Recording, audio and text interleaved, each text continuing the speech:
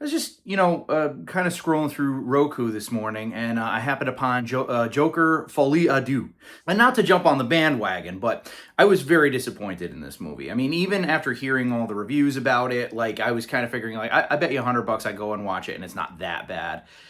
It's a huge misstep, and it's really kind of a shame because the first Joker was really phenomenal, man. I mean, it was fantastic. And Joaquin Phoenix did a great job. Heath Ledger is still my favorite just because he had to operate within the confines of like a PG-13 rated movie and make it as like scary and violent as he could, and succeeded. But the sort of Taxi Driver approach, the R-rated nature, the psychological profile on Arthur Fleck as the Joker, it was really cool. I mean, knowing that Todd Phillips was going to direct the second one and then it was going to be a musical, some people are like, what?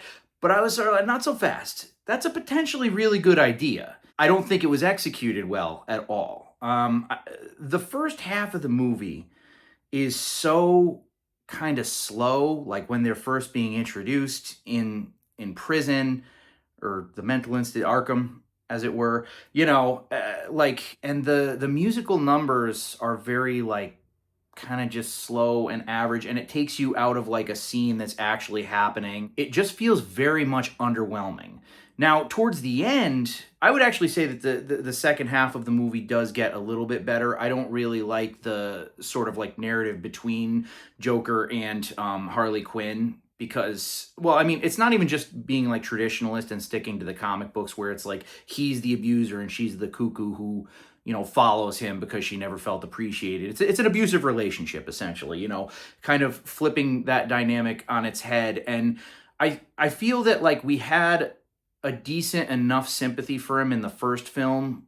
We should have allowed him to just be Joker in this movie, And I do like this, again, the second half when they actually start getting into the court case, moments of that seemed like a worthy sequel to the first Joker, particularly when they pull up what's his face, the short guy, the little midgy guy, when he pulls up, and you can sort of see through the cracks in Arthur Fleck's persona as the Joker, where he's basically saying like, how do you think that I felt watching you murder a guy in front of me? Like, you were the only person who was ever nice to me. You were the only person who never made fun of me.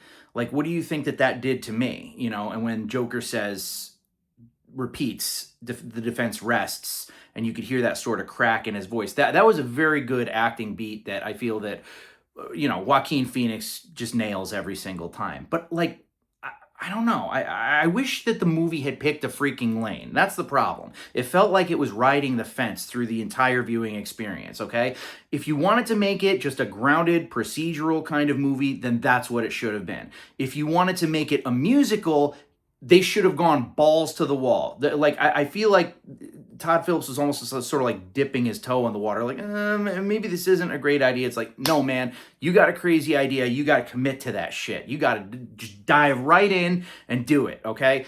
I think, personally, the film would have been better if it had been told, if the narrative of the story had been told solely from Joker and Harley Quinn's delusion. It could have opened up with enough like news reports or whatever exposition you needed to kind of like understand what happened after the events of the first film.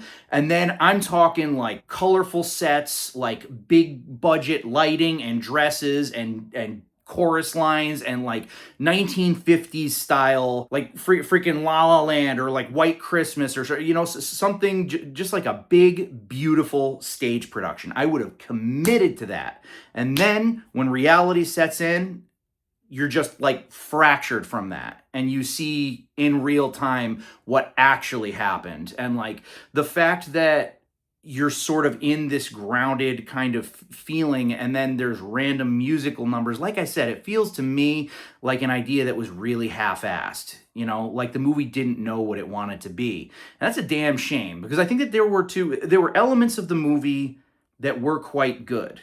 And that's all the more frustrating in a film that you don't like, is when like, yeah, you had something there. You really did. It wasn't a complete failure. I could definitely try. It was a swing and a miss. I could tell that you definitely tried.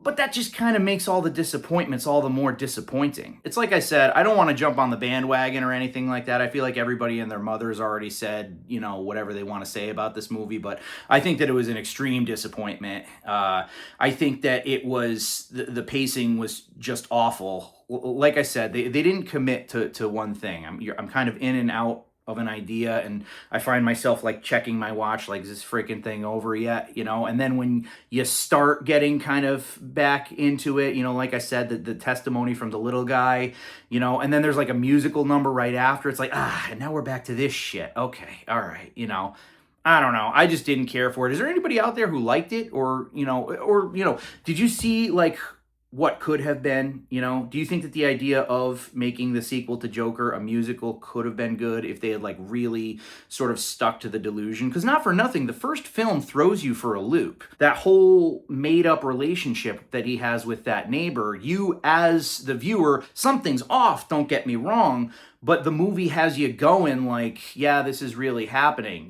Maybe you're kind of questioning to yourself, what does she see in this guy? But then when you realize it was all in his head, it's like, I don't know. I just thought they were going to go a little bit more with that. But as I was saying, what did you guys think of it? Did anybody kind of see what he was going for there? Did anybody like it? Respect. Just curious. But anyways, thank you as always for watching. I appreciate you. Consider subscribing if you haven't already. And that's all she wrote.